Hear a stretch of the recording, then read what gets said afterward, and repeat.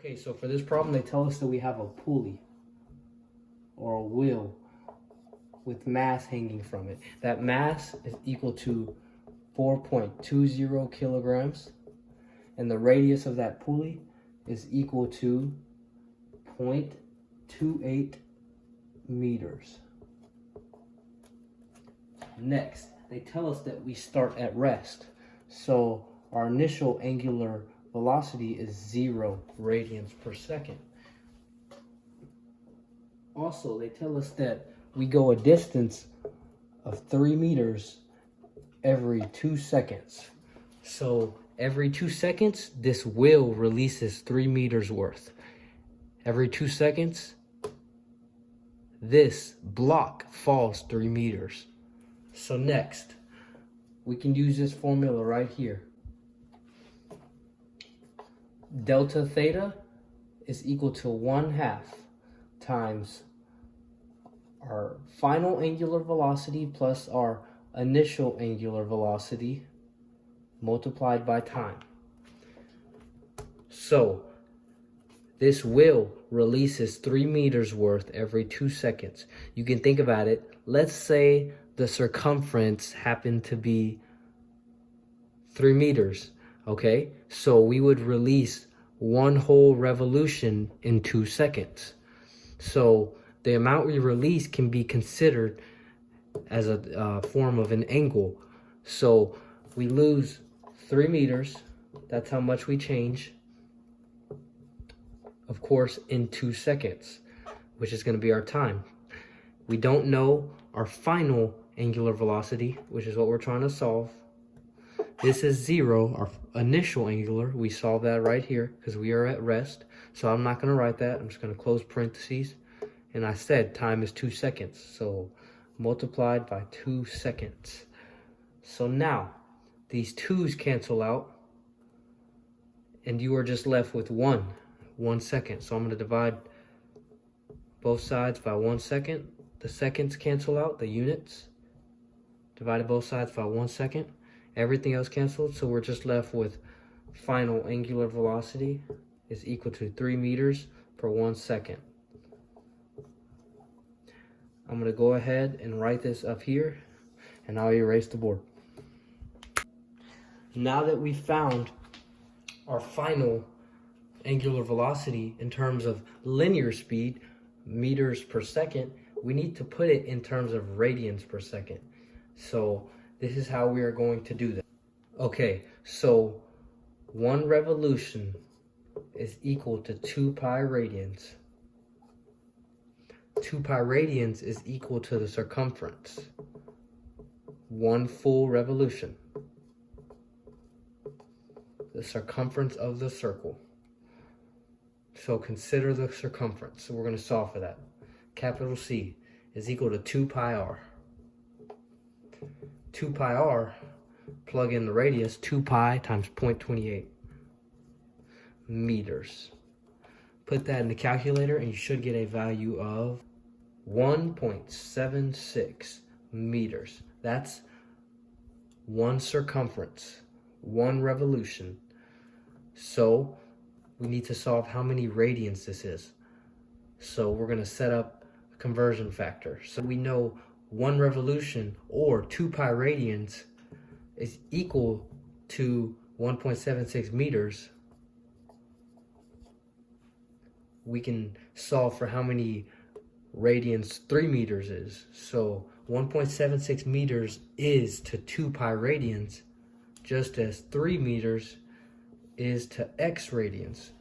Solve for x, and you get a value of 10.7 radians. So 3 meters is equal to 10.7 radians. I'm going to go ahead and erase this stuff. And we know that 3 meters can be replaced with 10.7 radians. So I'm going to go ahead and just write this. I just replaced our angular velocity in terms of meters to radians. So next, the word problem tells us that we have no friction.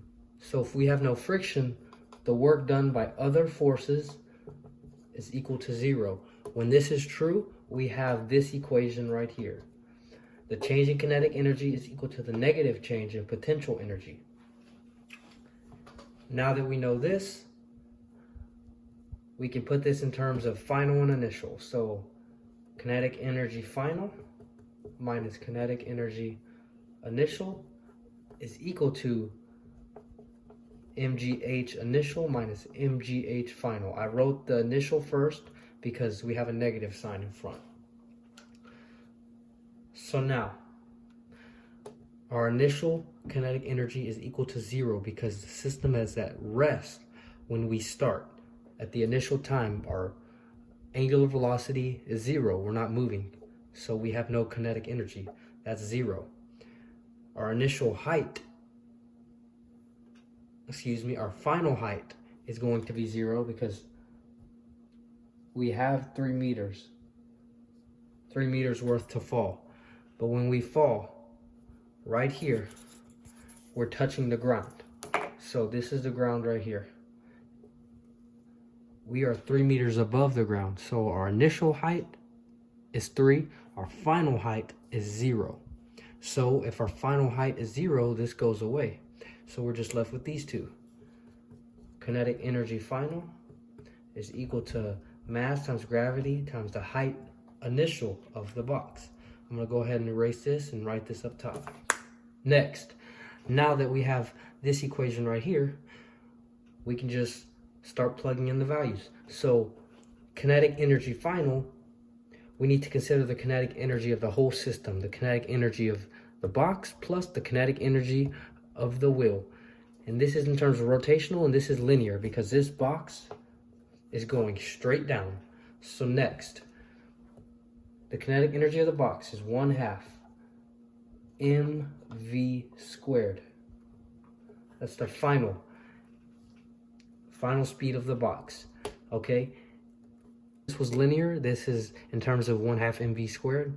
This is rotational, the wheel. So we have to use the new equation, which is 1/2 I omega squared. So that's our initial, that is our final kinetic energy. It is equal to the mass times the gravity times the height initial, 3 meters. So we want to solve for I. So now we're going to isolate everything and solve for I. Subtracting this from both sides. So we have 1/2 I omega squared is equal to mgh initial minus this whole term right here.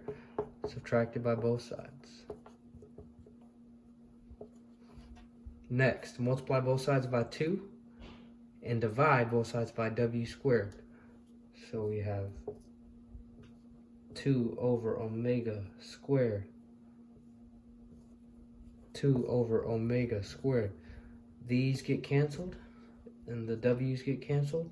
So we just have I is equal to, put this in front, 2 over omega squared times mgh initial minus 1/2 mv final squared. I'm going to go ahead and erase this, make this a little nicer. Okay, so I moved it up here. So now we're just going to start plugging in numbers.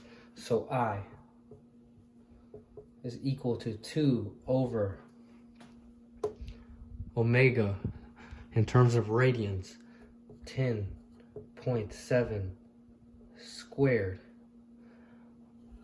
parentheses, mass of the block, 4.2, times 9.8, which is gravity, times the height initial, mgh, which is 3, minus 1/2 m, which is 4.2,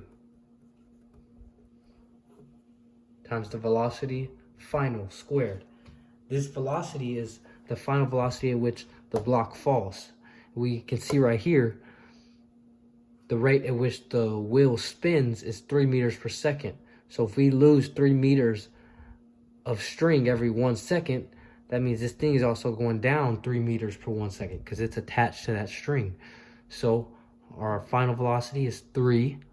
And then that's going to be squared. So 3 squared, close parentheses. Put this all in your calculator and you should get a value of 1.83. Next, we use the equation that I is equal to 1/2 times mr squared. And from this, we know our radius, so we can solve for m. I'm going to go ahead and erase this really quick. Okay, I just put that up top. So now we solve for our radius. Excuse me, we solve for our mass. We have our radius right here. So 1.83 divided by r squared times 2 is equal to our mass. I just brought all the variables over. So now plug in 1.83 times 2 times radius squared, 0.28 squared, and we get a value of 46.6 kilograms. And that's how you do that problem.